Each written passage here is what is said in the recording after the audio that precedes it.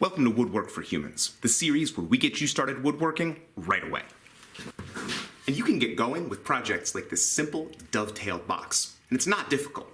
But what if you want to do a project that isn't all straight lines and right angles? What if you need to cut curves? Well, when most woodworkers think about curve cutting, they immediately go to the bandsaw. And these things are great if you've got the wallet and the space to set one up. But if you can't afford one, or you don't have a big shop, you could always just go with the coping saw. With its fine teeth and narrow blade, the coping saw really can cut all kinds of curves. But what if you don't have a coping saw? Or what if you just don't like them? Could we cut curves using the same flat, straight tools we've been using in the rest of the series? Yeah, we can, and they're gonna look awesome. Let's go.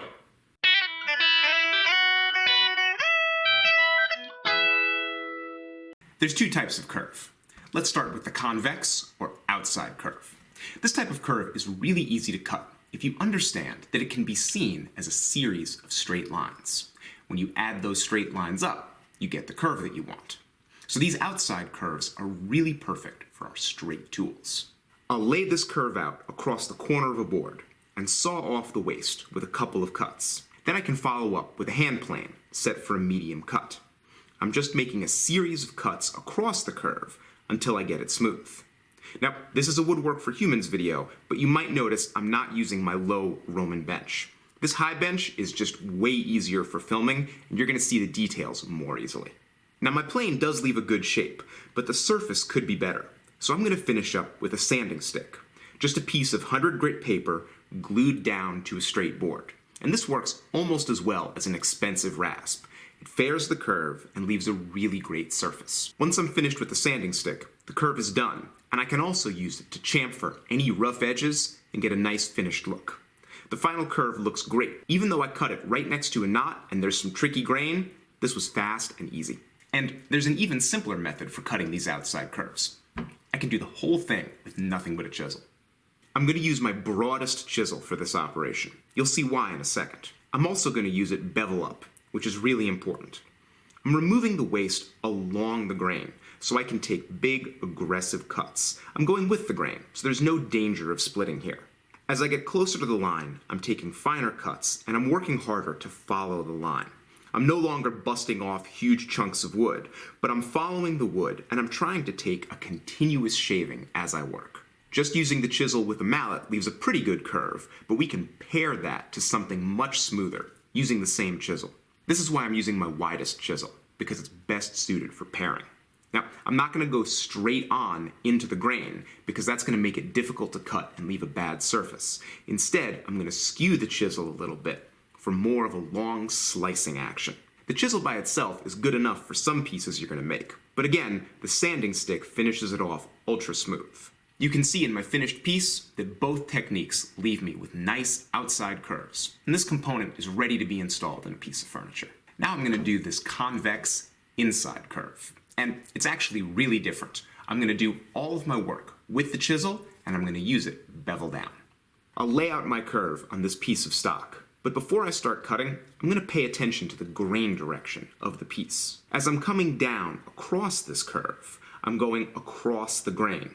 And everything's fine. There's no danger of ruining the work. But at the bottom of the curve, my chisel cuts are going to start going with the grain, where it really wants to split. Just one stray chisel hit into this end grain is going to blow the work apart and ruin the whole piece. So I need to take some precautions.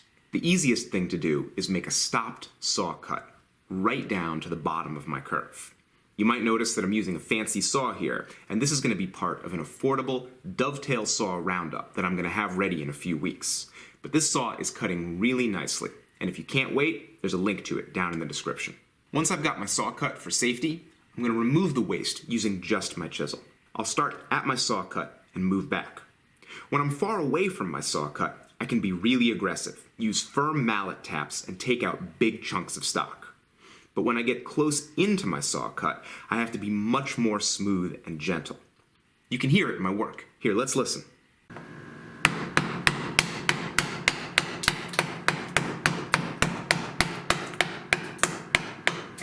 Away from the line, you can hear those heavy mallet blows, but then as I get close in, it's just gentle little taps. If I hit that end grain, I'm going to blow the piece apart. So I'm working really hard to avoid that.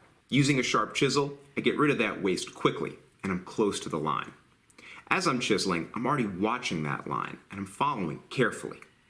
By keeping that curve going, as I move towards my layout line, I'm going to creep up on the exact curve that I want, and it's going to make it easier to finish off the cut at the end. Now that I'm almost down to my layout line, I might want more precision in my cuts. This piece of stock is thick, so I'm going to divide it up by taking a half cut and then doing the other half. By dividing the board in half, there's less resistance against my chisel, and I have more control. At the end of the cut, right on the line, I'd really like to take one continuous shaving all the way down the slope. I'm going to take a light cut and ride the bevel in. Now, if this ends up being 2 or 3 cuts, that's fine too. Don't worry about it. For the other side of my cut, I'll waste away some of the material with the saw. I'm not cutting very aggressively here, but you can see that a piece snaps off right at the end. This demonstrates how fragile the wood is when you're moving with the grain and how likely it is to split. That's why you've got to be very careful with your chisel cuts. I'm also going to add in some straight relief cuts, just like you would on a bandsaw. You can use this technique anytime, and I could have used it on the other side. I'm just trying to show several methods for getting the work done. Here I've got the piece turned in the vise, so I can work from the most comfortable direction. The relief cuts make the waste removal extremely fast. I've got nothing to worry about since the other side is already done, so I'm being aggressive with my chisel and taking out big chunks of wood. With my waste removal done, I'm doing the same thing I did on the last side, riding the bevel and trying for a smooth, continuous cut for a good surface. I'm very careful at the bottom of this curve where I'm finishing around my saw cut. I work in from both sides of that cut very lightly with a bevel down chisel until the saw cut is mostly gone. And then I'm going to finish off this piece by wrapping sandpaper around a spray can for a big radius sanding block. I'll use this sanding block mostly with pull strokes because those are going to give me a smooth and fine finish. My final curve looks good, but I can refine it even more if I want to use finer grits of sandpaper, just wrapped around the same can. Now that we've learned some simple curve cutting techniques, we're all set to tackle a big piece with a bunch of complex details. For instance, I went online and found this lovely piece of Federalist furniture. And down at the bottom, it's got that great complex curve detail. This is called a Cupid's bow. I traced it, printed it out, and stuck it down to a piece of stock. Now, before I start cutting, I want to look for the fragile parts and plan my work around them so I don't make any mistakes. These curves up at the ends are very delicate, and they're all short grain, which is going to make them super easy to split. So I've left my stock extra long on purpose. That extra material at either end of the detail is going to support those thin little curves and keep me from splitting them out. Once all the detail work is done, I'll cut the piece to the exact size for whatever piece of furniture I'm going to put it on. Now these little points in the center are weak in the exact same way.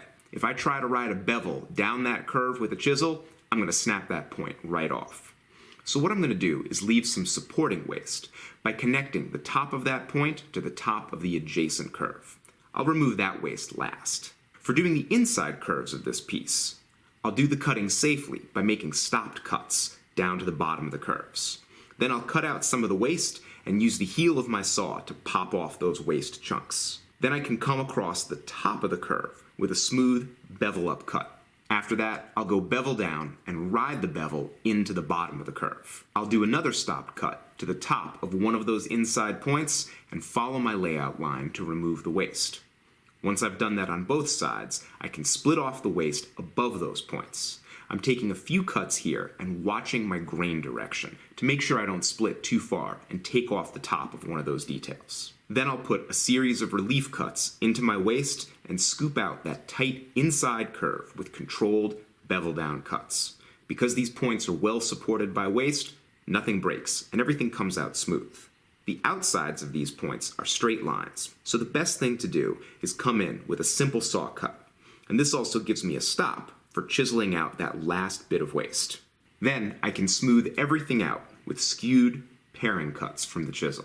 For these final delicate curves at the edges, I'll start by removing waste with the saw. Especially at the tips of the curve, I'm working nearly vertical, and I can't chisel that out easily. But a saw cut is quick and it gives me a straight line. Then I'm going to finish off the curve with the same bevel down, bevel riding techniques I've used for every inside curve in this video. Now it's just smoothing the piece with sandpaper, wrapped around all sorts of different random stuff from around the shop. A little bit of mineral spirits takes the pattern off, and I've got a lovely detail. I can trim the ends of this to fit and install it in a furniture piece right away. So clearly, this is neither the quickest nor the easiest way you could cut a curve. But when you cut curves using the techniques I showed in this video, you don't have to learn how to use a new tool. You can put your time into mastering the tools you already own, the tools you're using day to day. If you want to get better with the saw and the chisel, don't forget to grab the free tip sheet that I have down in the description. It's a one-page illustrated guide to the content in this video, and it's got extra tips and tricks, and it's totally free. I've also taken the Cupid's bow and a couple of the other curves that I cut, turned them into a PDF, and that's available at rexkruger.com/store, also for free. You can download it for no money. But while you're there, maybe you want to grab a t-shirt or a plan. Everything on my store is high quality and priced to move. And when you buy something, it really helps support the channel. Speaking of support, I've got to mention my patrons on Patreon, because these videos would be impossible without them. And their help goes way beyond financial support. Like last week, I put out my video on finding hidden gems at the flea market. I threw it up on Patreon, and a couple of my patrons very helpfully said, Rex, gems is spelled with a G. And I was like, so it is. Thanks for telling me about that before I put it up on the internet and got trolled to death. This is the thing about patrons. They don't just give me financial support, although that is a big help. They also make suggestions, help make my content better, catch mistakes. They're partners in making these videos. If you'd like to be a partner in making these videos, go on over to patreon.com/RexKruger and check out the early access rewards and exclusive contents that I have just for my patrons. And if you're watching this video, thanks for giving me a little bit of your valuable time. Thanks for watching.